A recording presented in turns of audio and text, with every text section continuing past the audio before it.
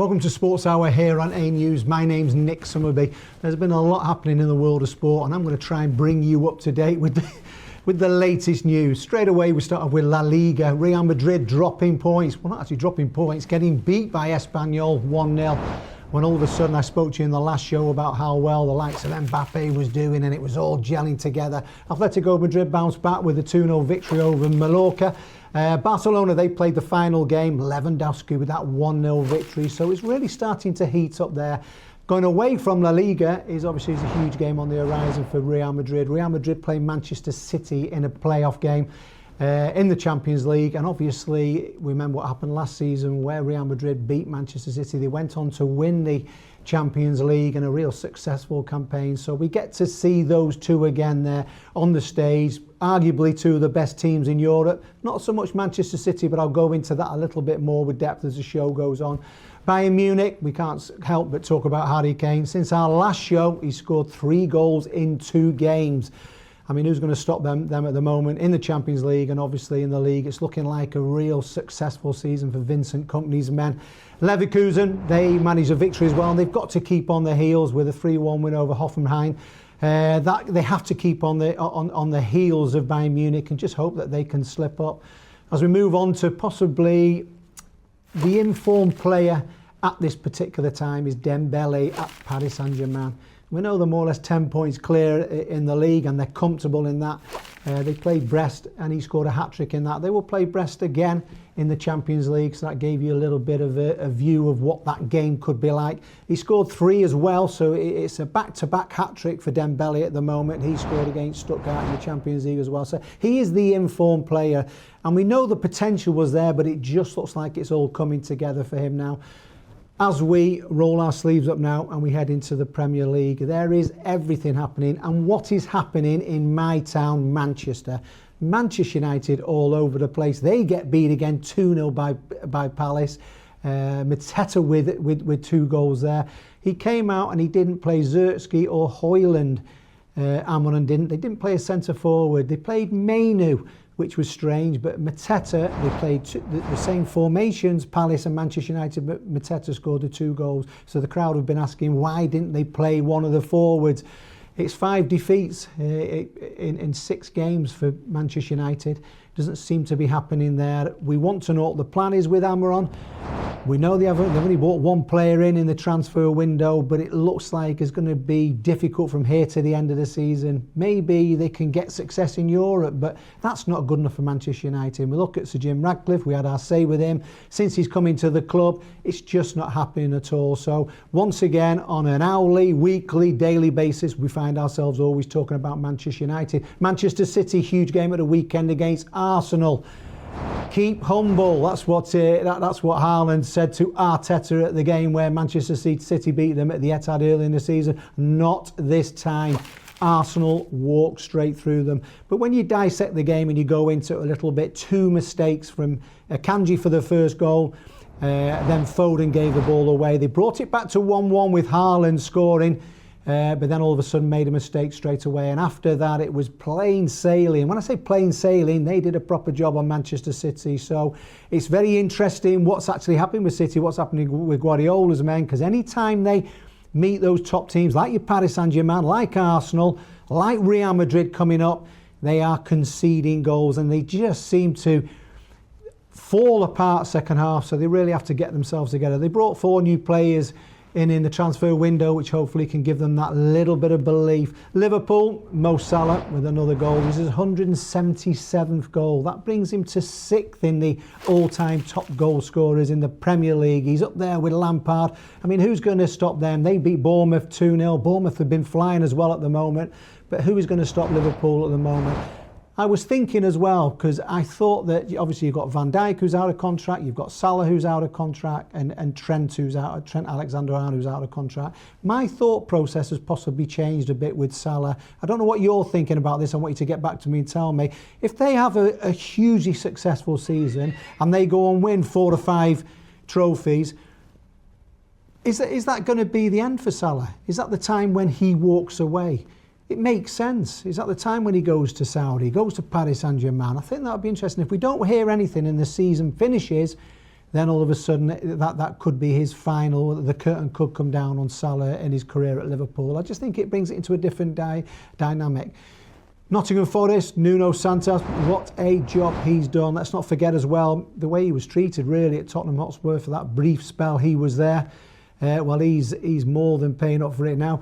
He went over to Saudi Arabia. He's then come back, and Forest have now got a manager and a team and a group of players at the moment. Third in the league, they are 7-0 against Brighton. Chris Wood with a hat-trick. You look at the likes of Gibbs White, who's there as well, and you look at the players, what they've got together there. They are direct, they get balls into the box, and they are causing problems. It's a huge result for them. We think about Brian Clough when we think of Nottingham Forest, when they won back-to-back Champions League. Are the glory days coming back to Forest? Also as well, Newcastle, I said what a great job that Eddie Howe is doing up there at the moment. Well, not at home. They've lost the last two. They lost against Bournemouth and they lost against Fulham this weekend. They've got a huge semi-final as well on the horizon, which is coming up against Arsenal. Arsenal have just said come off a huge result against Manchester City. The home form's not good at Newcastle. They are leading from the first leg 1-0. So that looks like it's going to be an epic game. Huge game there as well. David Moyes. Wow. I said you never go back. Well, it's worked out perfectly for him. 3 wins, 8 goals. Couldn't score a goal before David Moyes came in. They're absolutely flying. And on the horizon as well, we have the last derby, which is going to be at Goodison Park. Obviously, Everton are leaving Goodison Park and going to this unbelievable new 60,000-seater stadium on the Albert Dock. So it's going to be an emotional time. You'll have all the ex-players from Everton there, and just to witness that final derby, I think it's going to be a real special occasion. Maybe they're going to cause an upset with beating Liverpool or taking points off Liverpool, and that will obviously it will look different in the title running with Arsenal really up right on the heels. Manchester City, as I said, all over the place. Players that have come in. Nico Gonzalez. Since Rodri has been injured, it doesn't take me to tell you how much they've missed them in midfield and they needed to strengthen it up. He's from Porto, he's 23 years old, ex-Barcelona player. And you just look at Pep at the moment, he looks a little bit lost at times. Omar Mamouche has come in, I think he's going to be a player. And they've tried to freshen it, but at this particular time at the moment, with all the big games coming up, it's an interesting watch to see how he's going to turn it around. But they have to stop conceding goals. Down the bottom of the league, Ipswich Town, they had a chance to really get themselves away from the bottom 3 with a game against Southampton. Southampton looked doomed, only 1 victory going into this game. And you think straight away, well, it's a great opportunity for Ipswich. It wasn't to be. Southampton get their 2nd victory. And does it give them hope? Well, they need more than hope for me, but it gives them that belief, and hopefully they can kick on from there. But it's a huge challenge for them to get out the bottom 3. But it was a chance for Ipswich Town, and they didn't take it. Transfers. Let's bring you up to date with transfers. There's been a lot happening, and still more or less happening now. That a few of them are just trying to get penciled off. You've got Marcus Rashford to Aston Villa. How many times have we been talking over the last couple of years about Marcus Rashford? You look straight away at Coach Amaron. He comes in, he gives him his opportunity, then he takes him away from the fold. He's training on his own at Carrington, waiting for this move to happen. There was talks maybe Barcelona, but for me, when I look at it, you're looking at a player what's come through the youth academy, been successful, got into the first team, played for England, won trophies at Manchester United, and all of a sudden he's opted to go for Villa. Now that's not being disrespectful to Villa because they're having a fantastic season and in the Champions League as well under Unai Emery, but is it not a step down? Manchester United, one of the biggest football clubs in the world, and you've got a player there who's homegrown, who wants to come away and try and build his confidence up at another club. Now I do hope, if anything, I understand that he's not playing, I do hope we get a Rashford who's in form, who's full of confidence, getting his zest, getting his love back for football. I do hope that, because I want to see a player live to his potential, and hopefully he gets back, and it's a big end of the season. It's only end of season loan, so he could go back to Manchester United, but for me, I think the door will be closed with that. You've got John Duran, who's left Villa. He's gone to Al Nassr to play with the likes of Sadio Mane. And obviously Cristiano Ronaldo, he's 22. I don't like to see a player of 22 go and play in Saudi. Once again, not being disrespectful to Saudi, but when you're playing in the best league in the world, I think you should stay at the best league. I think it's something you do at the latter part of your career, but we wish him all the best anyway. Ben Chilwell has gone to Palace. He needs to play football. Obviously, he's struggled with injuries, but he gets his opportunity to start playing regular football. Will be interesting because Mitchell plays there. He's been putting big performances in, so where they're going to slot him in. João Felix, I've never seen a player move so much for his age.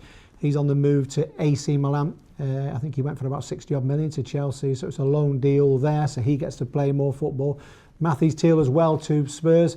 That deal got done with Postecoglou. He came over to have the medical, and he was going to turn and go back to Bayern Munich, but Postecoglou had a good conversation with him and showed him how much he wanted him, put his arm around him, and that deal's been good.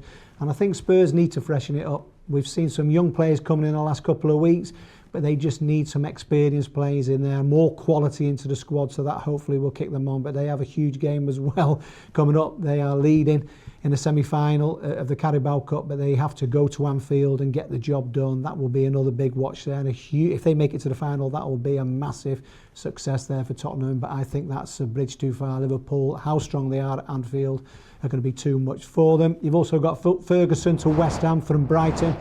The young Irishman, we know the quality and the potential what he's got, but he has to be playing regular football, and that'll be the opportunity there. With Antonio not playing and being out for the season, that's him with regular football, and we can start to see the quality what he's got. Also a huge news as well, which happened last week, was Neymar back to Santos. Over 20,000 fans came to Santos's stadium to see him come back. A rainy night, 11 o'clock at night it was, just to see it's called The Prince is Back. He left 12 years ago to go to Barcelona. He's obviously come from Saudi where he's struggled with injuries, but it's only a 6-month deal, but I really hope it works out there. Getting one of your own back, it's that feel-good factor there, so keep your eye on him at Santos. Going to go away a little bit now to the Six Nations. That's if you're into rugby, if you like that little bit more aggression. I mean, once this starts to play out, it's a must-watch. At the weekend, it was the first 3 games. It was France beat Wales 43-0. Wow, Wales, they've won it 39 times with England. Scotland beat Italy 31-19. And obviously Ireland, well not obviously, Ireland beat England, which was an absolutely nail-biting game. They beat them 27-22. So it's a must-watch if you like your rugby. Next up, next weekend is Italy versus Wales, England versus France, and Scotland versus Ireland. So a lot of excitement there.